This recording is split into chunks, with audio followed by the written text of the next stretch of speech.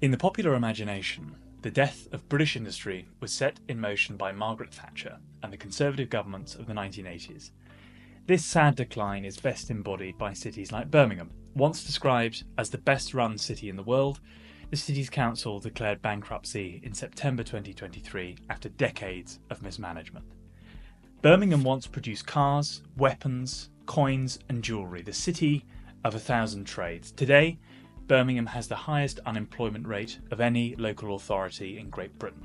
The factories have closed, the industry has packed up, and the jobs are gone. Unfortunately, similar stories can be told of cities up and down the country. Most people accept that the status quo of the 1970s was unacceptable, but most people also believe that the process of 20th century deindustrialisation was too deep, too sudden, and too harsh, damaging communities and unfairly punishing individuals employed in subsidised industries. However, the real history of British industrial decline is far more complicated. Let's start at the beginning. The British Industrial Revolution was a response to the economic and social conditions of the 17th and 18th centuries. By 1725, real wages in London had surpassed those in Amsterdam, previously the most obvious example of a high-wage economy in Northern Europe. As a result, businesses and merchants invested in productivity-enhancing technologies which could reduce their demand for costly labour. Thanks to agricultural developments, free trade, and internal migration, the UK underwent a period of sharp population growth and urbanisation, which itself spurred industry. This urbanisation loop was self-fulfilling. As more people moved to the cities could sustain more factories and mills, and thus more people moved to the cities. But the Industrial Revolution didn't happen because of crowded cities alone. The secret to much of Britain's success was cheap energy, which ensured that industrial production costs remained low. The availability of coal drove rapid industrial expansion, particularly in the production of primary goods such as iron and steel. Cheap energy allowed British industry to grow despite high wages, and powered the productivity-enhancing technologies which allowed industrial output to expand rapidly. A combination of high wages, cheap energy, available capital, and rapid urbanisation created an environment in which industry could thrive. Capital investment in cost-saving mechanisation and new technologies was made possible by the merchant wealth of Britain's expanding overseas trade.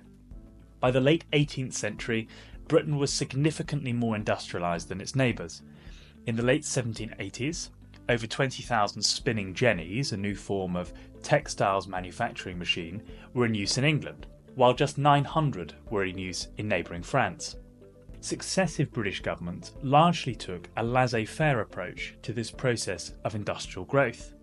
Unlike in France, where the state aimed to lead the development of industry, the British state acted as a facilitator, working with the private sector to drive growth, signing off on the construction of major infrastructure projects.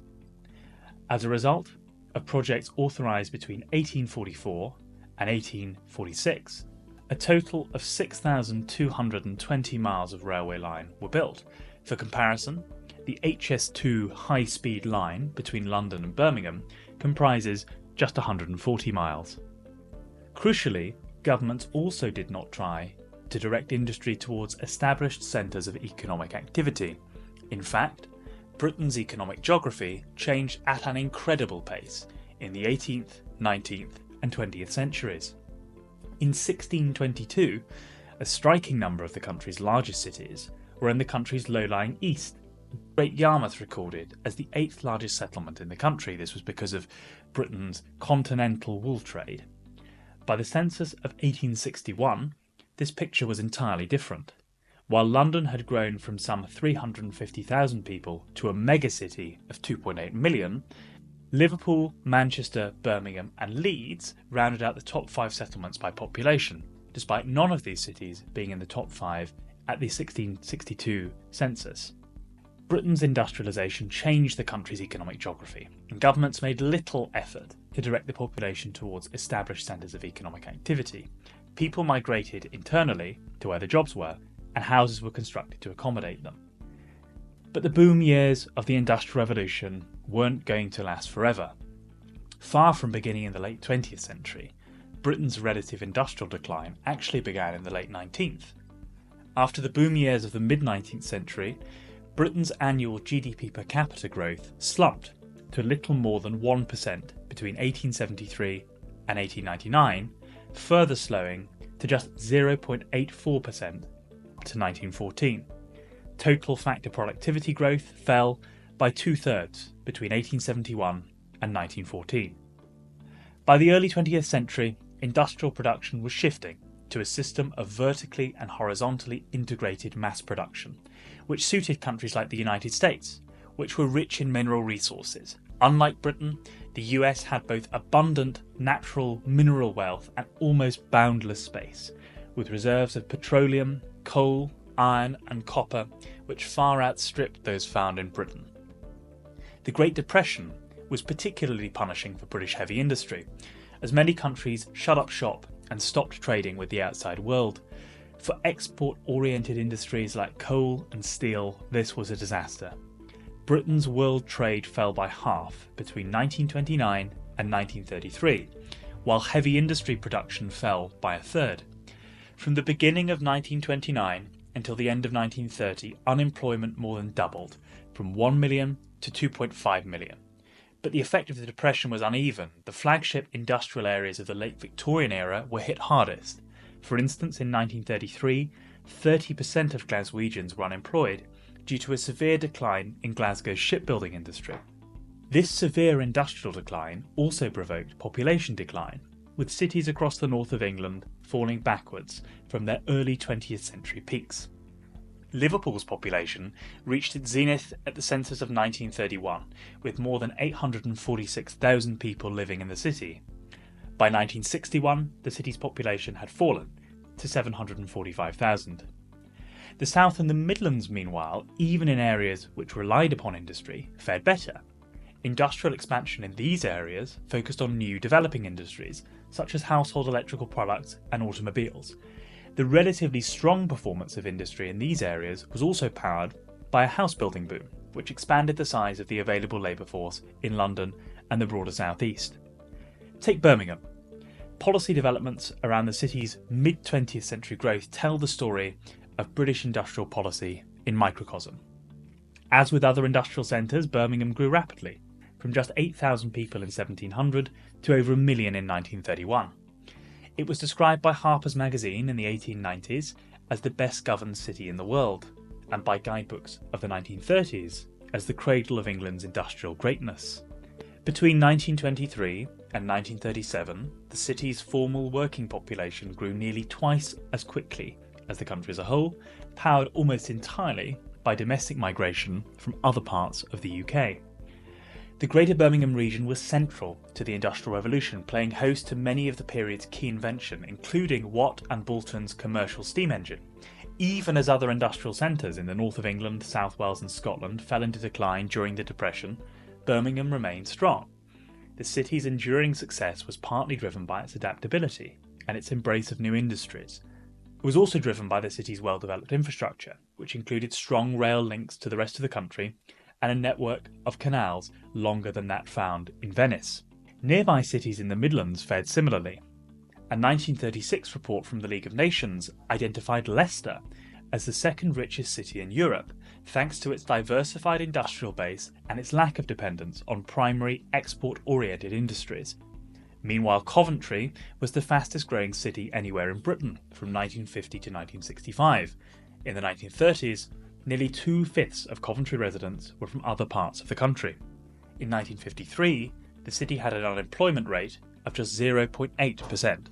In light of changes to the shape of the global economy, there was an acceptance in most quarters that British heavy industry and manufacturing should focus on quality rather than quantity. While Britain may not be able to compete with the sheer scale of American production, it had the capacity to produce high-quality, skill-intensive products in emergent industries such as automobiles. Combined with the formidable capital reserves of the City of London and Britain's prowess in other industries such as shipping, it looked like British industry was set for a 1930s revival. However, this new reality was complicated by politics, and particularly by the post-war Labour governments of Clement Attlee and Harold Wilson. The interventionist industrial strategies pursued by successive Labour governments frustrated this revival. Instead, enormous resources were spent on sustaining failing, uncompetitive industries and directing new development towards traditional industrial areas at the expense of these new centres. The Attlee government saw the success of the Midlands as damaging to other regions. In 1945, it passed the Distribution of Industry Act, which aimed to push industrial development away from congested areas in the Midlands, East Anglia and the South East, and towards declining development areas in the North, Wales and Scotland. The government took charge of the management of industrial estates and required that the site for any factory of a certain size should be decided upon by the Board of Trade. In 1946, the government commissioned the West Midlands Plan, which attempted to constrain Birmingham's growth. Local government was told to achieve a population target of 990,000, lower than the city's actual 1951 population, 1.1 million. The government was not only deliberately constraining the development of industry in Birmingham, but it was actively pursuing policies designed to make the city shrink. In 1947, the Town and Country Planning Act created the Industrial Development Certificate system. Companies were required to obtain an IDC if they wanted to expand any industrial plant beyond 5,000 square feet in size.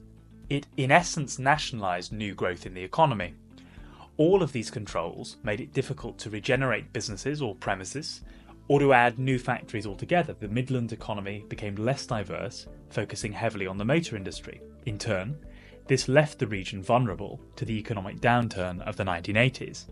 High-profile cases of Westminster refusing to permit the development of new factories in the Midlands are many and varied. In 1960, the Board of Trade refused Fox's confectionery permission for a new Glacier mince factory in Leicester. The firm had been based in the city since 1880 and aimed to replicate its existing factory, which faced demolition due to the government's plans to construct a ring road around the city. Justifying the decision to Parliament, John Rogers MP, the Parliamentary Secretary to the Board of Trade, argued that the planned move, and I quote, could well take place elsewhere, and that the potential expansion in Leicester, once again quoting, might tip the balance in favour of this city from Fox's other factory in Belfast.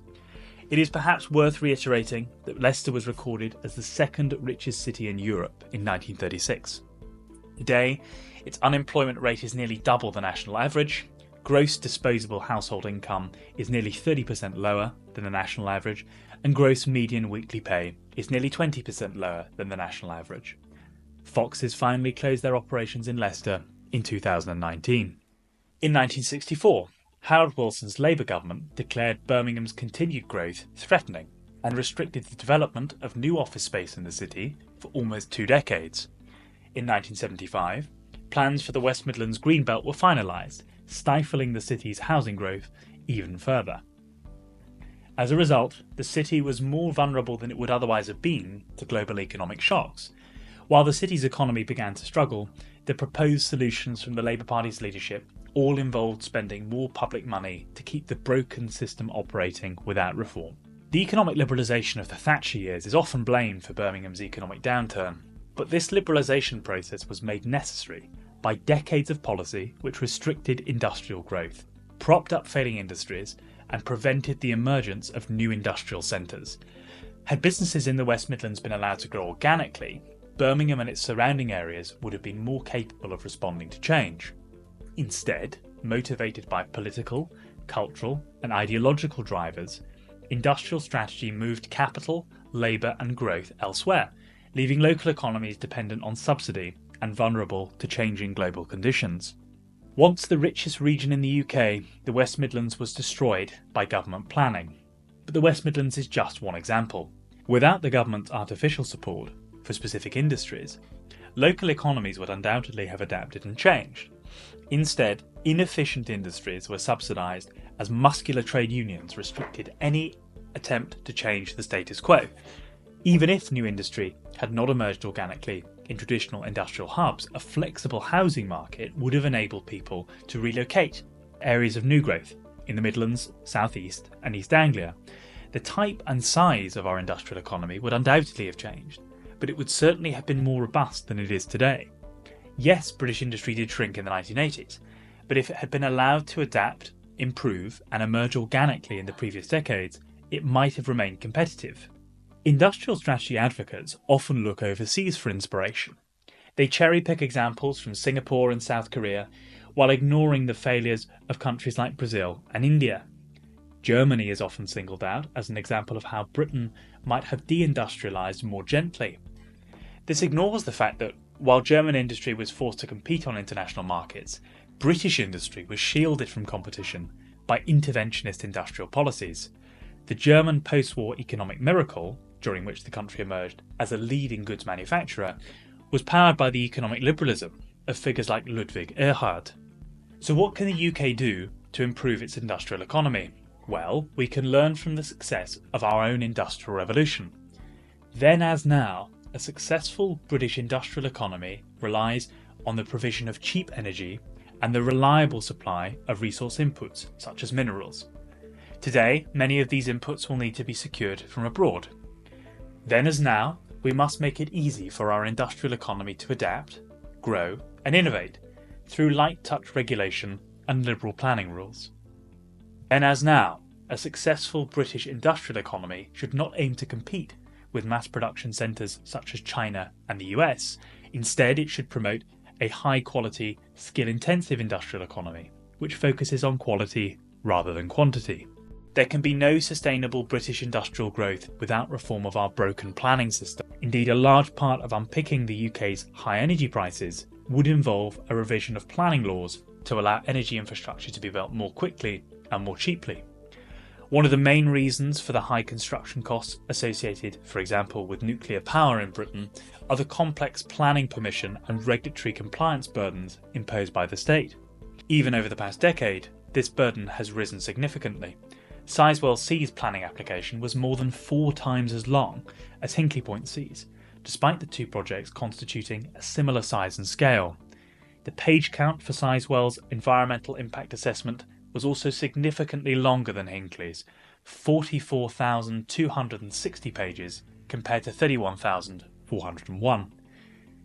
These costs are by no means an inevitability. Nuclear construction costs in a country like South Korea are approximately 21% of those in Britain. Planning isn't just about energy infrastructure though.